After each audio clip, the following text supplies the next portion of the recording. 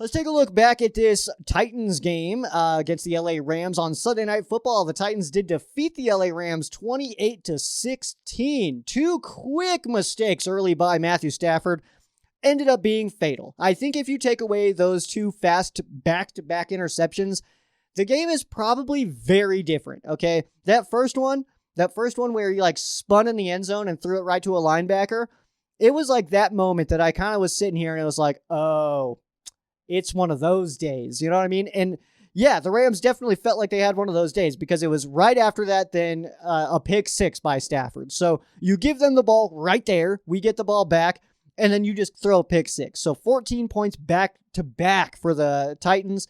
That's difficult to overcome no matter who you are, okay? So that I do believe was a fatal mistake, and it was early, and it still was fatal. But I also don't want to say, because it was one of those days for the Rams, it just kind of felt like they had trouble getting things going. We have not seen the offensive line play that poorly in quite a while, so it did feel like one of those games, but I don't want to take anything away from this Tennessee Titans team because they played one heck of a football game. They are the best team in the AFC right now, and I do believe that. I do believe that they are the best team in the AFC. I don't want to just say that they have the best record in the AFC. I think they are the best football team in the AFC, and a big part of it is their physicality. That defense is not messing around, okay? They played just to about a half second after the whistle, and there was one thing that I noticed about the style that the Tennessee Titans were playing, and I'm not sure if any of you guys would remember this, or I don't even fully remember it, honestly, but I remember there was a comment from former Rams legend running back, Steven Jackson, who actually said that when, I want to say it was about the 2007-2008 timeframe, when he was really all the Rams had, you know what I mean?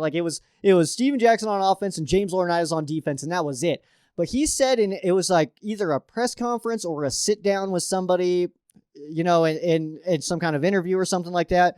But he had mentioned that one tactic against him that defenses like to do is lay on top of him after the play and then also use him to push themselves up because it exhausts you. It exhausts the opponent when you start to do stuff like that. So we were seeing that all day long. It was even early that they were doing stuff like that to this Rams offense with Cooper Kupp. We'll talk about Cooper Kupp in here just a second, but they were doing it to Cooper Kupp. They were doing it to DARRELL Henderson.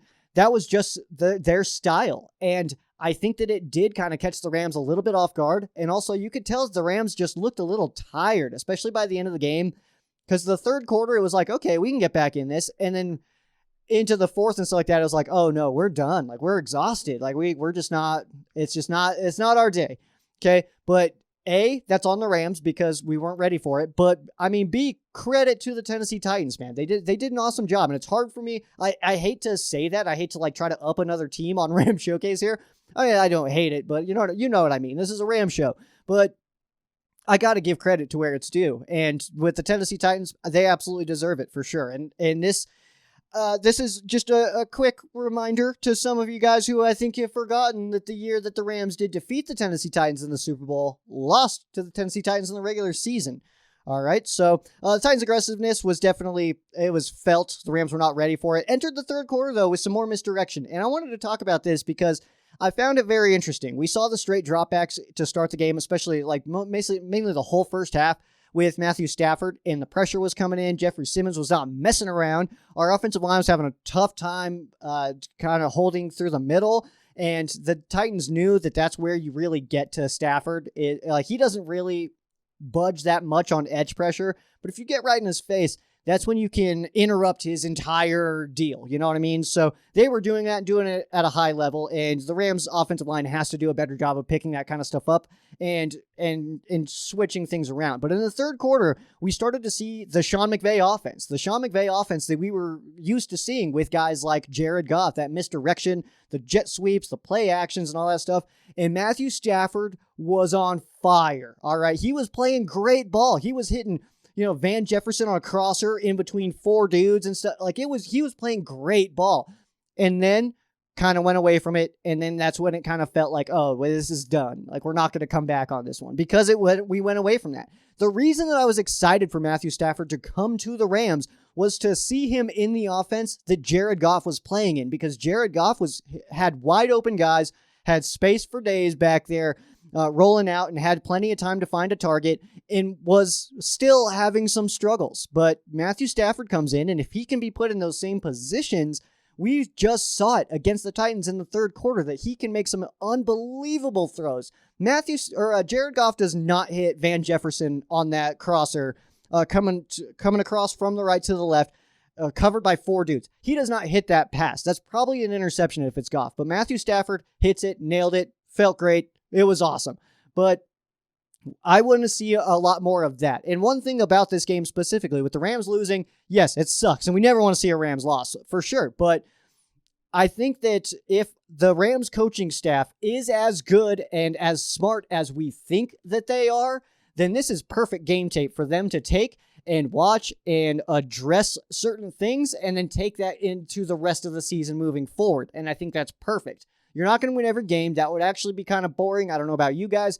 That would be boring. The Rams sitting at 7-2 right now. Hey, I'm all for it. That's awesome. That's an amazing record, all right? Yeah, we lose our 2 games, but that was to the first place Tennessee Titans and the first place Arizona Cardinals. 2 teams at the top of each conference. Those are the only 2 Rams losses. But now Rams fans are freaking out because we have 2 losses, and they're like, what happened? Like, we're losing.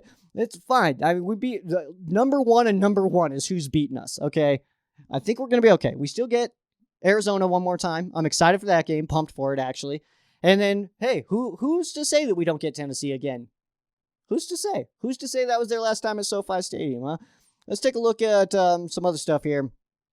First of all, no game badge this week. Game badges are for winners, and you will receive a game badge if you are a winner. And this team is not full of winners right now, so we will skip a game badge. Hopefully we can add it again next week. But game badges are for winners. There's no participation trophies here. That's how we run Rams Showcase. You don't get a trophy for just playing. You got to win, man. You got to win. That's what the name is. The name of the game. But Matthew Stafford, overall, honestly, he played fine. It's hard to really say that he was a bad quarterback in this game, except for those 2 picks. Like, back-to-back, that was terrible, yeah.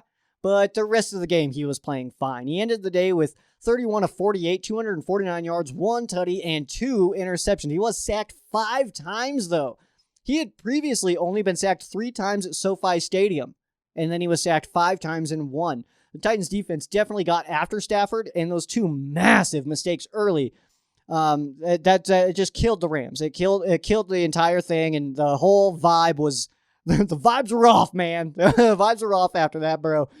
Yeah, but either way, he was hitting some tight windows in the second half. He wasn't scared to let it rip, so I like to see that. Running back DARRELL Henderson, he played a really strong game, but was just too limited to make an actual impact.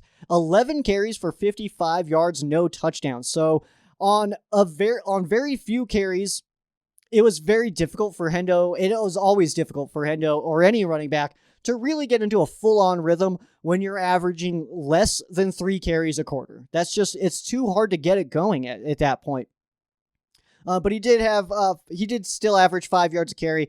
His receiving on this one, though, not good. Just 1 yard average, 3 catches, 3 yards. His longest was 2. So not awesome in that regard, but, I mean, we just got to see him get the football more, man. Sean McVay does love to abandon the run, and I definitely want to stop hearing I need to do a better job of getting the balance and stuff like that. How about we just do it, man, okay? Because if at some point, we got to stop hearing, I need to do better, and you need to just do better. You know what I mean? Like, that's a corner that has to turn. This is very much the potential versus production comment that I always make. The potential doesn't pay the bills, all right? Sooner or later, that potential has to turn into production, and that includes Sean McVay on those play calls. I mean, why are we not running the football? Just because you have Matthew Stafford, your shiny new toy, Sean, you can't just abandon the run game, okay? Because if we can get a run game going, Stafford's going to look that much better, man. That much better. Wide receiver Robert Woods, he did lead the team in receiving yards and had an overall really strong day. Had 7 catches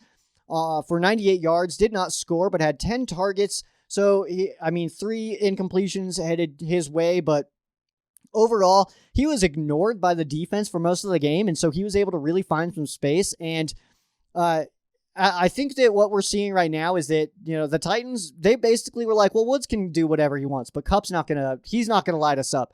And similar to what the Arizona Cardinals did. But Woods is also a good enough player. I mean, he had 98 yards on those 7 catches. But what I think is going to start to happen here is that his averages, Woods' averages, I think are going to start to increase as the season goes on. Like his points or his yards per game averages, I think are going to start to increase as the season goes on. Wide receiver Cooper Kupp, he had a Cooper Kupp day. I mean, 11 catches, 95 yards, did not score, but was targeted 13 times, so only 2 incompletions sent his way. With those 11 receptions, though, that's awesome, man. I mean, he's hitting double digits, it seems like, every single week. Titans defense was able to tackle him, which is something that other teams have had a lot of difficulty with. So we see if Kupp has 11 catches, usually he's at like 140, and they held him to the 95 yards. So, he did have the catches. He did produce for sure, but they were on top of it, man. They were not going to let him just be busting tackles all the time. And, he was another one of those guys that when he was tackled, they would kind of like lay on top of him for a second and all that. And hey, it happens, man. And it's also football. I'm not complaining. I'm not whining, anything like that. It's football. It's a physical game. If they're being physical, be physical back, man. It's not that, that's allowed. Like, you're allowed to be physical back. It's a violent game. You know what I mean?